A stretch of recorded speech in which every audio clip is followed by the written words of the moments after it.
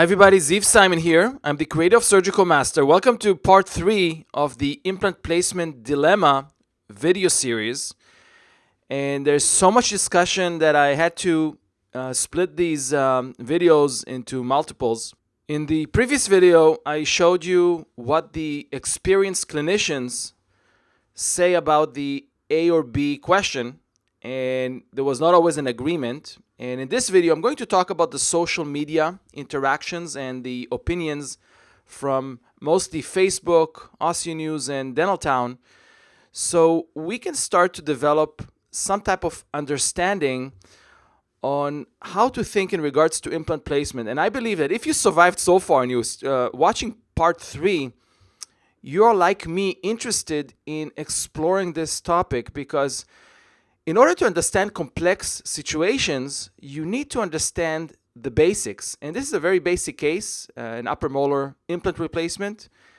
And if we understand really where the implant should be, or at least develop a rationale and a philosophy of what we believe is the right thing to do, that will help you to deal with more complex situations, more difficult clinical scenarios where there's not enough bone, multiple implants, the aesthetic zone. So let's get right into it. I'm going to keep it relatively brief. I'm going to show you the opinion from social media in regards to two options. Option A, perpendicular to the occlusion, or option B, parallel to the adjacent roots. And as we review these opinions, you'll start seeing the dilemma and the differences between the different opinions. And you may see yourself in this video, and I took the liberty to just screen capture from my browser. And this is just public knowledge, so if you're there, you're there, and let's see what happens, okay? Starting with Dr. Niranjan, that believes that the best option is option B, because it follows the rule of nature, meaning, and that's the way I interpret it, the implant should be positioned in the original orientation of the root, because that's how nature is. And, of course, we remember that implants are far from natural, but that's an opinion which I respect. So I'm going to try not to comment so much about my own opinion. I'm just going to mostly share what the opinions are out there. Dr. Goran believes it's option B, parallel with the other teeth. Dr. Linda would definitely go with number B, and considering there may be some future implants, if the implant is placed impinging on the premolar space, that could be a problem in the future, which is a great thought. So just keep the future in mind. Dr. Kenneth, inclination to go with B. Follow biology, follow the anatomy, rule of nature, okay. Simon Milbauer, good friend, biomechanically A is correct, perpendicular to the occlusal plane, and I believe he's referring to axial loading.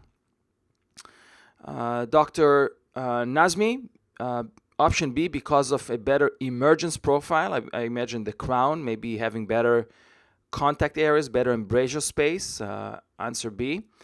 Here is an opinion from Aussie News.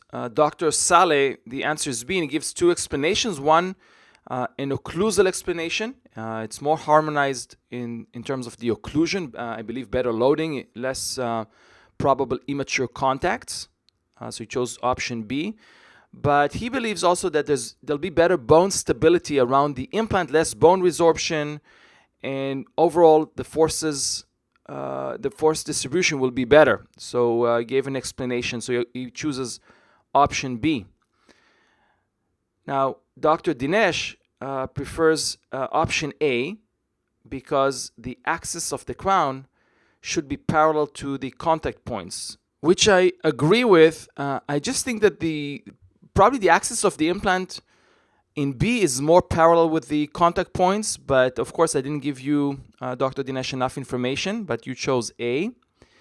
Dr. Sravan feels that there's a good path of insertion and contact with B, very similar to what we heard from our expert clinicians, to take into account the draw of the restoration. So there's a good path of insertion. So that's great.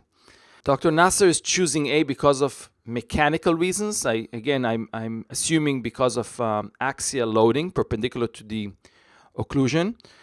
Dr. Mtani doesn't think there's any difference, which is an okay opinion. But if you had the option to choose between A or B, which one would it be? As the surgeon, as the restorative dentist, what would you do? Dr. Happy Friday, I love your name, chooses B because of the masticatory forces, and he believes the implant will have better prognosis without too much explanation. So I love your blue scrubs, by the way. Now, my good friend Roberto Rossi from Italy, master periodontist, believes B, but he believes that also A is a viable option. Not too much explanation, my friend Roberto, and I'm sure he will give us some opinions later on. Now we have an opinion from another master oral surgeon, Dr. Jajic Radoslav from Poland. What an amazing surgeon. I mean, I just so look up to this doctor. He does amazing things, and I'm going to feature him in a different video. So, in his opinion, the correct answer is A and B, and meaning both are acceptable. He says that the angulation is not so important like teeth, which I agree, and it's going to be easier to remove the impression.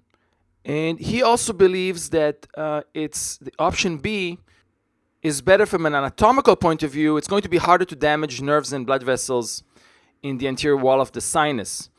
And Radoslav is really a master oral surgeon from Poland, and he knows a lot more than me about anatomy, and he does amazing work. So I respect his opinion. So he goes with B. Now we have Dr. Scott Gans that says, there's really no consensus on where an implant should go within a receptor site. So this is just an amazing statement, and I'm sure everybody knows Dr. Scott Gans. He's probably one of the top global authorities in implantology in general, but specifically in computer-guided implant dentistry. And I was expecting Scott to, if he replied, I was expecting him to say, hey, it's so obvious, it's B or A or, for these reasons. But he really did not commit to either one.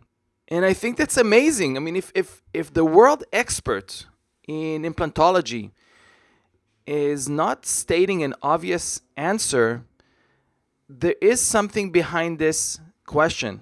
And we're talking about a doctor who wrote the book, Computer Guided Application, which I recommend you buy and read cover to cover. So Dr. Gans basically says, we don't really know.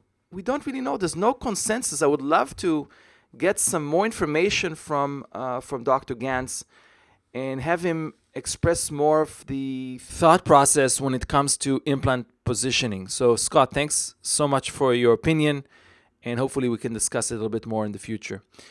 Dr. Carl likes option B, parallel to the adjacent roots. He likes the screw hole more in the middle, not too much explanation. My good friend Lane Ochi, always funny, option C.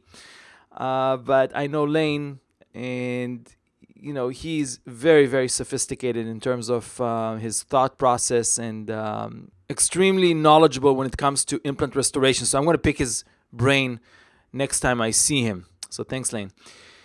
An opinion from Dental Town. A doctor is suggesting to shoot for option B because it allows for an easier access for the screwdriver, which is an interesting. So not an anatomical consideration, not occlusive consideration, but just easier access, which is an interesting thought. Dr. Tzvi Fudim from Canada is very confident about option B, although there is a mechanical advantage in A, but he wants us to consider the proper proximal contacts to prevent food impaction. So Dr. Fudim, who is very experienced in implantology, knows it's not just about the screw axis positioning, but also creating great embrasures and good contacts and taking into account the final restorations. Now, living legend Dr. Maurice Salama from the Atlanta team emphasizes that screw retention is important, the contacts are important, and obviously is a function of the embrasure space. And also loading along the long axis is critical. So he loves my video. He thinks it's cute. So thanks, Maurice, for your opinion. So that concludes the opinions on social media. And I just wanted to give you the summary so far. The opinions were, place the implant in a safe position, mimic nature, have good restorative access, screw access. Some doctors felt that there should be axial loading along the long axis of the implant, that it matters. Some said it doesn't actually matter.